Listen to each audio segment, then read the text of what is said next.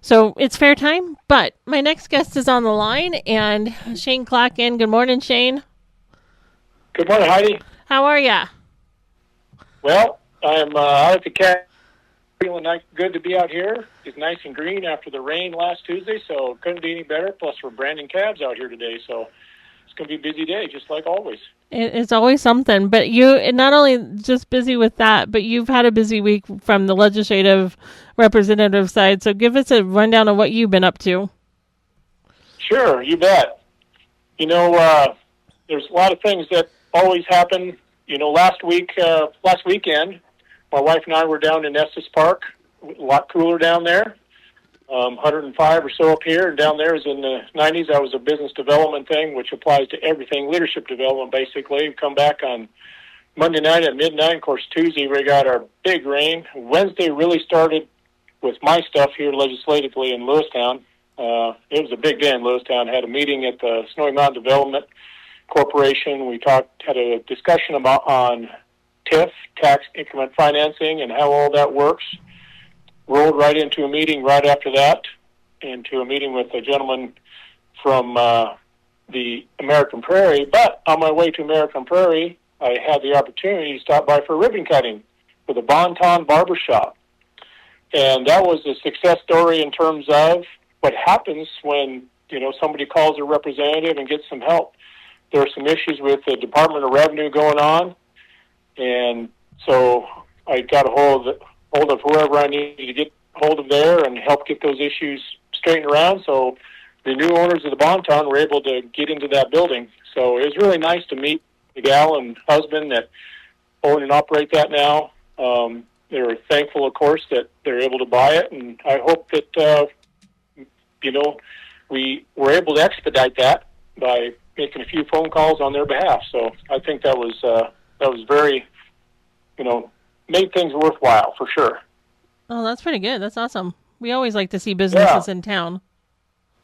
Yeah, no, it was great. The Lewistown Chamber of Commerce gentleman, Theron, was there for the ribbon cutting. He grabbed me. He said, "Hey, you coming to the ribbon cutting?" I said, "Actually, I don't know anything about it." And he said, "Well, come on by." So I went and said, "Hey, I got to skip out of this meeting for a few minutes. Let's go up there and do this ribbon cutting." And we made that happen. So it was really good. Bonton, when I was a kid, the holes are still in the floor where the bolts went through the seats, where the seats mounted to the floor. So it's good. I haven't been in there in a long time, so it's still the Bonton. And then, of course, Wednesdays are my Constitution nights at Central Baptist Church. That was my second iteration, was this last Wednesday of my 8-week Constitution class.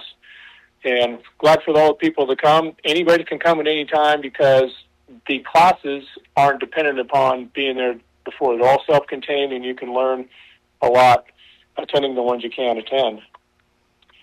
I do want to spend some time talking about last night's gathering at the Eagles to listen to independent candidate for Senator, Seth Bodner.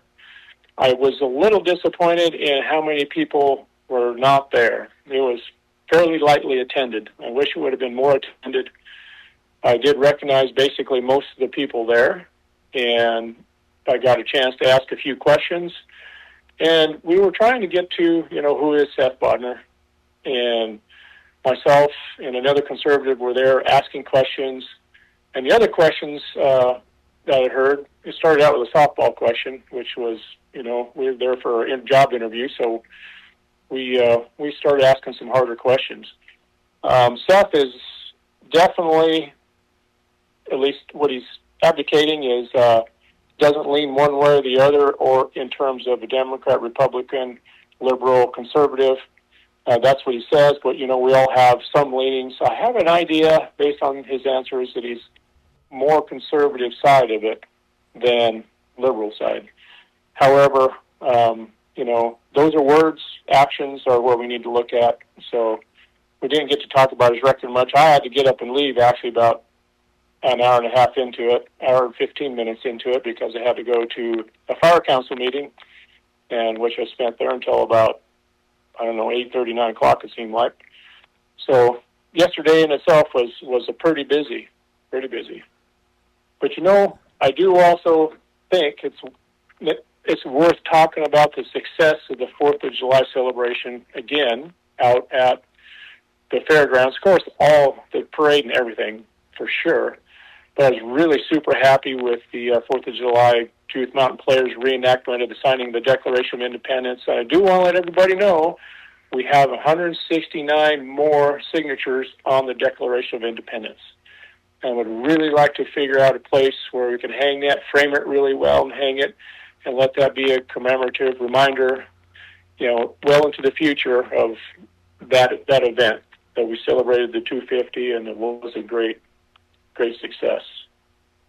And also, Emily Etchart did paint the backdrop for the stage that the Judith Mountain Players used out there at the Civic Center, or the Trade Center, and we'd like to store that somewhere. What it is a rendition of the iconic 1818 painting by John Trumbull about the gathering of the signing of the Declaration of Independence, which was a perception painting because they didn't all gather all at one time until August 2nd when the most of them gathered to sign it. But it's a great painting. She did a great job, and I'd like to figure out a good place to hang that permanently also. It's a really super job, and really happy with what she did there.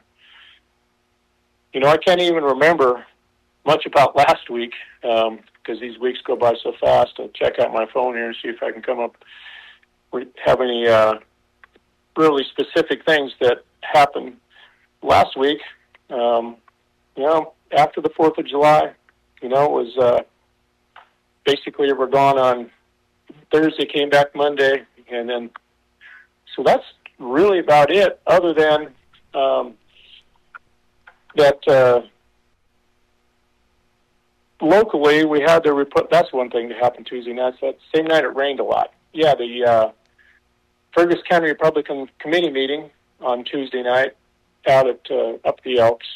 Rain came down like crazy, but some interesting issues came out of that. Not issues, but things we got to think about. We have a number of Republican committee man and committee woman positions that are open around the county, and we need to fill those. So if anybody wants to be or knows somebody who might want to be a committee man or committee woman, we have a number of openings. And, with fair coming next week, time's flying. Got to come by the Republican booth, grab a cold bottle of water, sit down and chat a bit.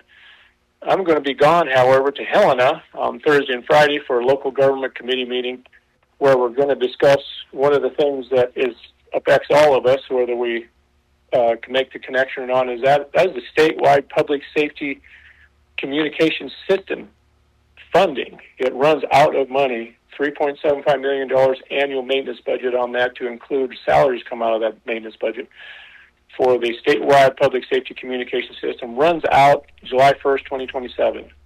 This local government committee meeting next week, we're looking at two bills. One, a statutory appropriation bill, which is short-term, or a statutory bill, which is a longer-term funding. We're asking for more, obviously, $4 million instead of $3.75 for inflation adjustment, although I don't think that's quite inflation adjusted enough because that $3.75 million was several years ago. But the other side of that story is the 911 system, the dispatch centers that we have around the state, to include the one in Lewistown there. It's dispatches for 3 counties. The 911 consoles, they're getting old, they're getting out of date, and every one of us who pays for a cell phone or a landline pays $1, and that dollar, part of that comes to operate that 911 center. Well, the dollar, again, is old dollars in terms of inflation has overtaken it, and we need to figure out how we're going to fund them 911 centers better than we do now in terms of maintenance and upgrades. Next Gen 911 is a term that came into my lexicon not too long ago. Not only upgrades, but new capabilities. We have equipment in those centers right now that cannot be maintained because they're old, and there just is no more parts for them and or technical expertise in how to do it. So I'm not one to increase people's taxes or fees, but we do need to keep our statewide public safety communication system up and running, because when one of us has a broken leg or a heart attack we want to make sure our first responders are able to talk to each other and make that response good. And that includes the 911 consoles. So that pretty much covers the big things going on. Unfortunately, I can't be around for the entire fair next week because of Thursday and Friday over in Helena. All right, Shane, how do they get a hold of you if they have more questions? Well, they can get a hold of me through calling my cell phone, 406-217-6107. And if I don't answer, like I'm either already on the phone, I don't recognize your number, or I'm over the hill and I'm out of cell service, please leave a message, who you are, how to contact you, and I'll get back to you. And also my website, shaneclocken.com. I appreciate it. Go there and sign up for a newsletter, because every week, every Wednesday, I publish a newsletter that comes out automatically. And if I can't get a particular article in the Lewistown News Argus, it will be there. Now, they're very good to me. I get in there quite a bit, and I'm trying to be an educational editorialist rather than picking a side on something. And that's my intent, is to educate, because every issue has a couple of sides, not just my side or not just your side. So, and I just want to let you know that I believe that's a good product. I do want to mention before I leave, though, that we do need to think about this coming general election and be sure people are aware to vote for Dan Wilson for our next Supreme Court Associate Justice. That is a really important race. And, of course, Seth Bodner was here last night. He's running for Senate, going to Washington, D.C. Also, Kurt Alme and another person, I believe, is Bankhead, if I'm not mistaken. So make sure you know those candidates. Get to know them. And, again, I'm a little disappointed in how many people didn't show up to hear Seth. He's well-spoken, and we did give him some pretty tough questions. I thought he gave some pretty good answers. Okay. All right, Shane, thank you for calling in and giving us a weekly update. You bet. Thanks for having me, and I appreciate being able to do this remotely, because it's important to be out at the ranch at times, and today is one of those days. All right. Yep. You have a good day, Shane, and I will be right back after this.